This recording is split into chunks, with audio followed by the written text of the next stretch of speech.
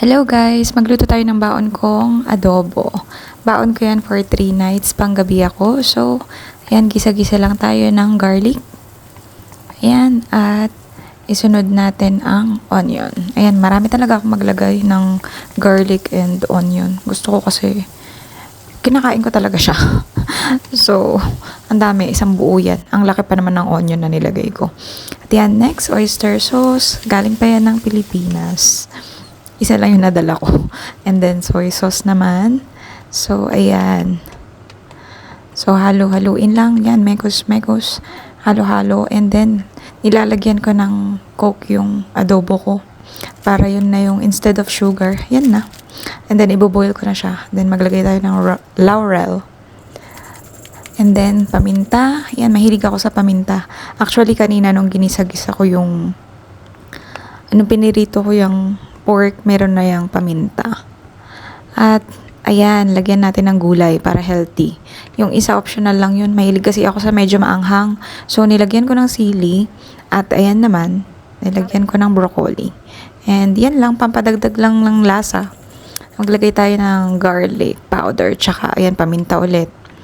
Kasi dito, wala akong mga Knorr cubes, ganon. Kaya, hindi ko siya nilalagyan. So, natural na natural lang lasa.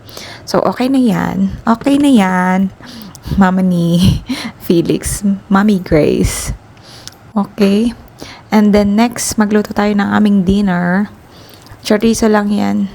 At, ayan. O, hot chorizo. 3 lang. Kasi, may additional pa. Yan, akala ko pure meat yan. Turkey daw yan, turkey. Filet na turkey. Akala ko pure meat siya. Pero hindi pala, para siyang nuggets. Lasa siyang nuggets talaga. As in. Yun yung lasa niya. Na-disappoint ako dyan sa nabili ko na yan. Pero yung chorizo, the best. Masarap talaga. Ayan, so okay. Ayan ang aming side dish. Meron akong kamatis na hiniwa-hiwa dyan. So, yan na. Yan ang aming dinner. So, eto guys, ito yung niluto ko kanina. Ayan, na portion ko na. Yan ang baon ko for 3 nights. Actually, hindi lahat yan. Ito, ititira ko to. Dito to para may ulam. And then, ito lang dalawa. Ang babaunin ko. Plus, ito na yung rice ko. Hindi ko na siya nilalagay sa baonan kasi bulky. And then, meron naman kami doon na plato, tsaka mga kutsara. And then, ima-microwave ko na lang yan. Para less, hassle sa pagdadala ng baonan.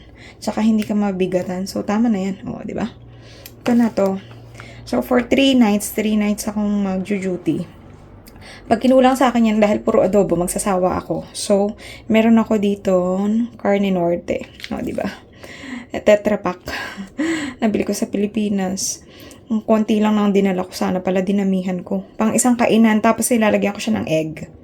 At pag nagsawa ulit ako, meron din akong para siyang maling. Ano to? Ayan. Basta. Ito yun. Yung tulip. Ito. So, yan na ang baon ko. At ang rice ko. Ayan. Okay. So, okay na. Ito ang niluto kong pork adobo na may broccoli.